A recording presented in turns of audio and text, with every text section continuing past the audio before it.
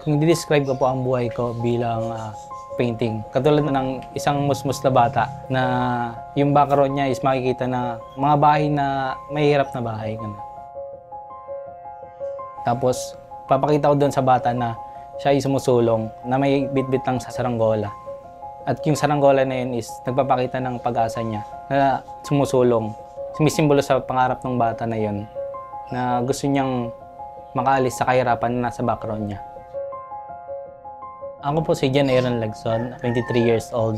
Natira po sa Payatas A, Quezon City. Nahilig po ako sa art nung simula ng bata ako kasi nakikita ko po yung mama ko na nagdo-drawing. Noong grade 7 to 10, nag-start po ako sumali sa mga painting contest po. Nagkakaroon po ako ng mga awards. Taga saan ka sa probinsya dati? Bicol po. Nung 13 years old po lumipat. Dahil din po sa pag-iwalay ng mga magulang. Masakit sa akin kasi bilang panganay, mahirap makita yung tatay mo na umiyak. Tapos isa rin po yun sa naging dahilan para lumuwas kami dito sa Maynila. At dito magpatuloy ng pag-aaral. Tapos yung sa akin naman, construction worker.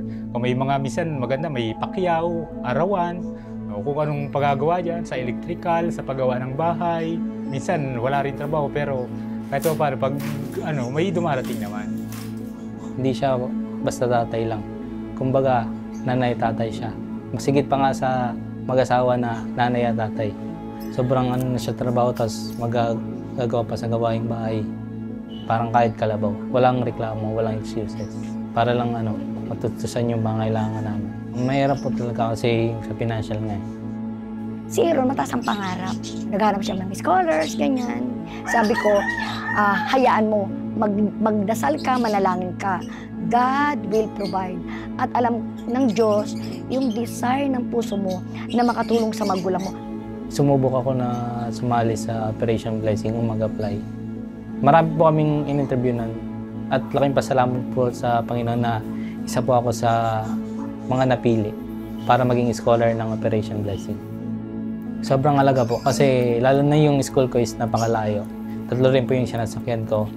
Yung extra rin po is pambili ng art materials. Yung Operation Blessing is napunan niya yung mga pangangailangan ko na yun para mas pagigiyan ko pa yung pag-aaral ko. Naging pat yung Operation Blessing para makagraduate ako. Ako po ay nakapagtapos bilang magna cum laude sa kursong Bachelor of Fine Arts major in Painting. Sobrang proud ako kasi sa both side, ako po yung pinakaunang nakagraduate o nagkaroon ng degree.